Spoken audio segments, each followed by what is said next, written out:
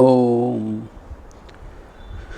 तव कथामृतं तप्त जीवनम कविभिडीडितं कल्मषापहं श्रवणमंगलं श्रीमदाततं भुवि गृह्णन्ति ये भूरिदा जनाः।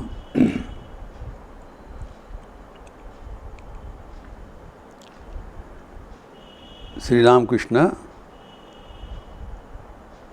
डॉक्टर सरकार एवं अन्यान्य भक्तगण के बीच सत्प्रसंग कर रहे हैं श्यामपुकुर बाटी में।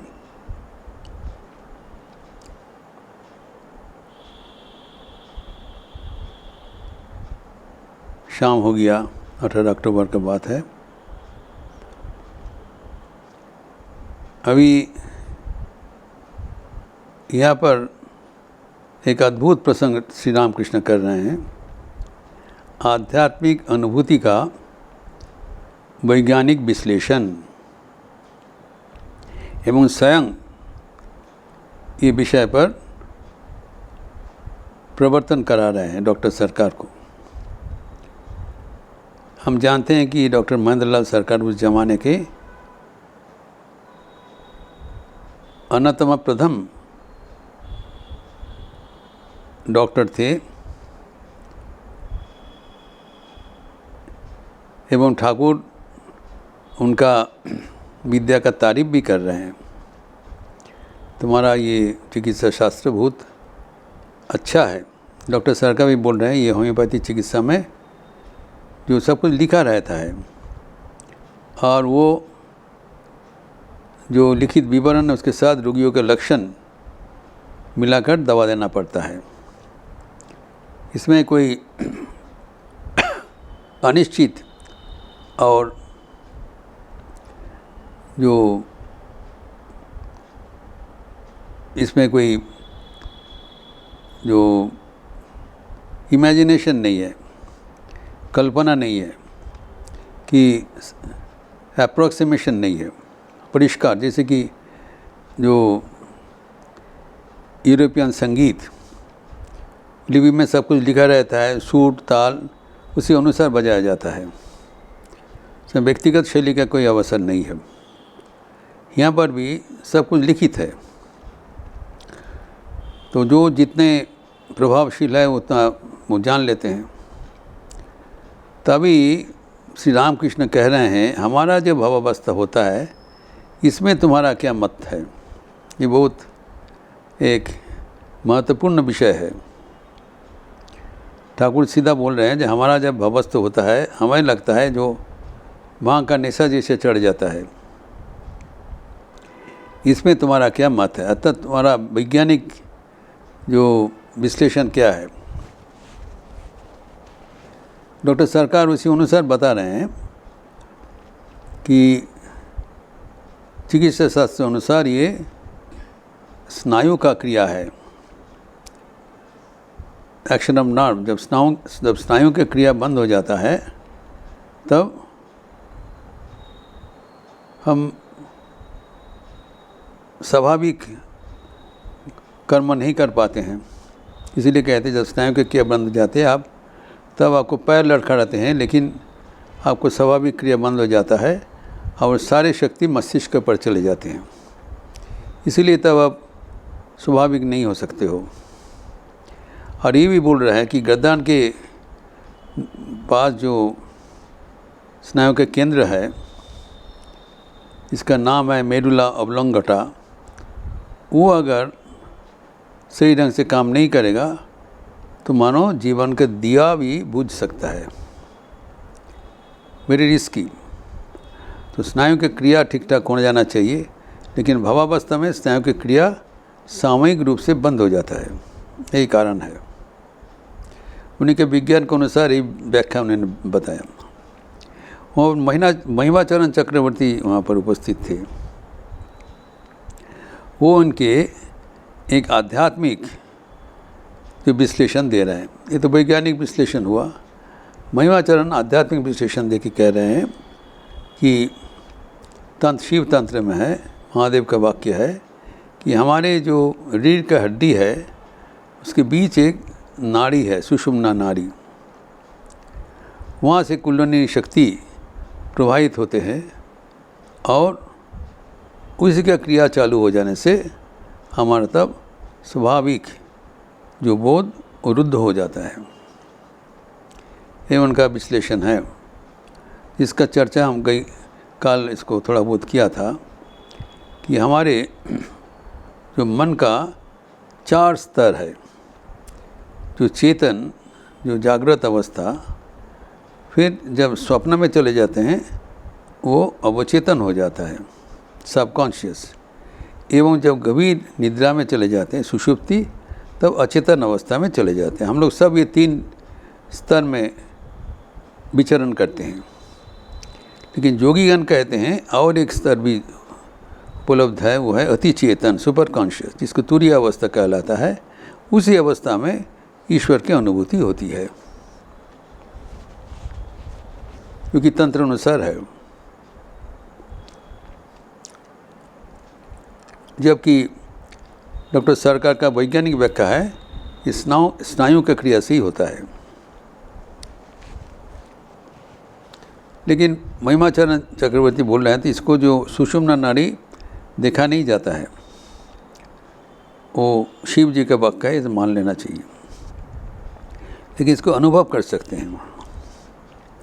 तो यहाँ पर एक जो उल्लेख किया है सुषुम्ना नाड़ी,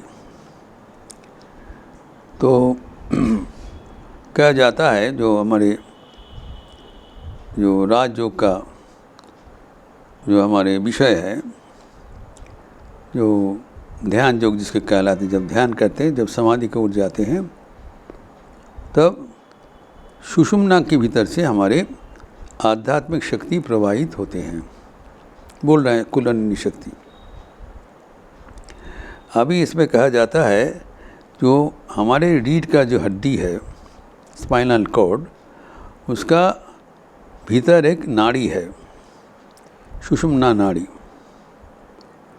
तो ये जो, और इसके साथ दोनों और भी 2 नाड़ी है, ईड़ा और पिंगला। तो दाहिना तरफ ईड़ा है, बाएं तरफ पिंगला है, एवं बीच से सुषुम्ना नाड़ी प्रवाहित होते रहते हैं। तो साधारणतया सुषुम्ना नाड़ी बंद रहता है एवं ईड़ा और पिंगलाई चालू रहता है। तो हम लोग जब श्वास प्रश्वास लेते हैं तब हमारे ईड़ा और पिंगला नाड़ी तब सक्रिय रहता है। तो हमारे जो शरीर का अवस्था है वो त्रिगुणात्मिका है। त्रिगुणात्मिका मतलब सत्व, रजस, तमस, 3 गुणात्मिका। सत्व है जो हमारे मन जब शांत अवस्था होता है तभी सत्व कहलाता है। उसका लक्षण है प्यूरिटी, नॉलेज, जॉय, प्रकाश, ज्ञान एवं आनंद। तब मन शांत रहता है। जब मन जो कर्म प्रवण होता है, जब मन तब चंचल हो जाता है, उत्तेजित हो जाता है, तब उसके रजस का प्रभाव होता है। डायनामिज्म एक है, ट्रैंक्विलिटी मन का अवस्था, त्रिगुणात्मिका 3 प्रकार का है। दूसरा है डायनामिज्म, राजसिक जो एक्टिविटी है, उसका लक्षण है जो वासना, कर्म प्रवणता एवं चंचलता, अस्थिरता, डिज़ायर, एक्शन, रेस्टलेसनेस। मन का जब ये अवस्था होगा तो आप समझ लेना ये राजसिक, राजोगुण अभी क्रियाशील है। और मन का एक तृतीय भी गुण है, जो विभाग है, वो है तमस। जब हमारे निद्रा, आलस्य, जड़ता आ जाता है तो मन तब पैसिव हो जाता है। उसका लक्षण है कि इनएक्शन, डलनेस, डिल्यूशन, निष्क्रियता, जड़ता एवं भ्रम प्रमाद, ये 3 गुण से ही हमारा मन का गठन हुआ है। मन त्रिगुणात्मिका कहलाता है, सृष्टि भी त्रिगुणात्मिका है। ये जगत, ये दुनिया, ये त्रिगुणात्मिका है। मन भी 3 उपादान है। माइंड हैज 3 कॉन्स्टिट्यूएंट्स, जो कि सत्व रजस तमस। इनमें से सत्व हमें ऊर्ध्वमुखी करते हैं, हमें सत्व एलिवेट्स अस टुवर्ड्स गॉड।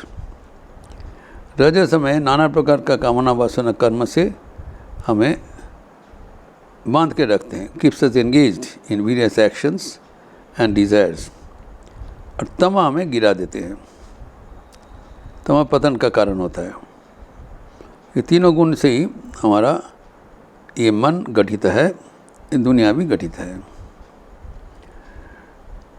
तो यद्यपि हमें सत्व हमें उठाते हैं एवं तम गिराते, तो तम से हम मुक्त नहीं हो सकते कि ये त्रिगुणात्मिका ट्वाइंड है, तीनों एक साथ विचरण करते हैं। सो तम इज़ ए नेसेसरी इविल। तम नहीं रहने से मन रहेगा नहीं, लेकिन ट्वाइन थ्रेड, तीनों गुण एक साथ त्रिगुणात्मिका है। तो अभी जब जो ये हमारे मन है, तो कभी कभी सत्य प्रदान होगा, कभी कभी रज प्रदान होगा, कभी कभी तम प्रदान होगा।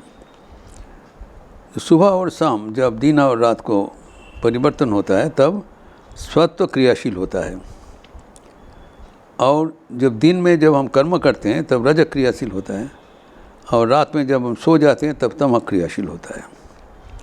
तो इसमें से जो 3 नाड़ी का बात हुआ था, जब रज प्रदान होता है, जब हम कर्म करते हैं तब हम हमारा ईड़ा जो नाड़ी है वो सक्रिय होता है। उसी समय हम लोग दाहिना नासा से श्वास प्रश्वास लेते हैं। और जब मन तम प्रदान होता है, निष्क्रिय हो जाता है रात में, तब बायां नासिका से श्वास प्रश्वास होता है।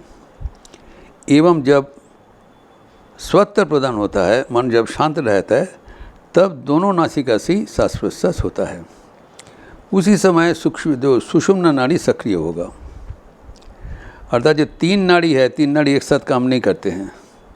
एवं हमारे जो सांस प्रश्वास, यद्यपि हमारे 2 नासिका का छिद्र है, 2 नॉस्ट्रिल्स, दोनों एक साथ काम नहीं करता है। या दाहिना नासिका नहीं, बायां नासिका, और बीच में दोनों नासिका एक साथ कुछ बहुत कम समय में जब सत्व गुण प्रदान होगा। जब सत्व गुण प्रदान होगा तब सुषुम्ना नाड़ी क्रियाशील होगा। इसी के बारे में महिमाचरण बोल रहे हैं। और तभी हमारे आध्यात्मिक चेतना जागृत होता है। तो ये जो हमारे कुंडलिनी शक्ति का प्रवाह, इसी को नियंत्रण से ही हमारे आध्यात्मिक जो चेतना, आध्यात्मिक अनुभूतियाँ होती है। तो जिसका जो विवरण वो विज्ञान में नहीं है, डॉक्टर सरकार का ज्ञान में नहीं है। वो कल स्नायविक क्रिया बोल के छोड़ दिया, क्योंकि उतना ही लिखा हुआ है। लेकिन ये जो हमारे तंत्र का जो विवरण है, इससे हमें डिटेल हमें नॉलेज मिलता है, जिसका विस्तार हम फिर अगले दिन करेंगे। ओम शांति शांति शांति। हरि ओम तत्सत। श्री राम कृष्णार्पणमस्तु। ये अत्यंत महत्वपूर्ण चर्चा है, तो इसको बहुत ध्यान से हमें अनुध्यान चर्चा करना चाहिए एवं इसको जीवन में अपनाना चाहिए। आप लोग अच्छा रहिए, स्वस्थ रहिए, आनंद में रहिए। नमस्कार।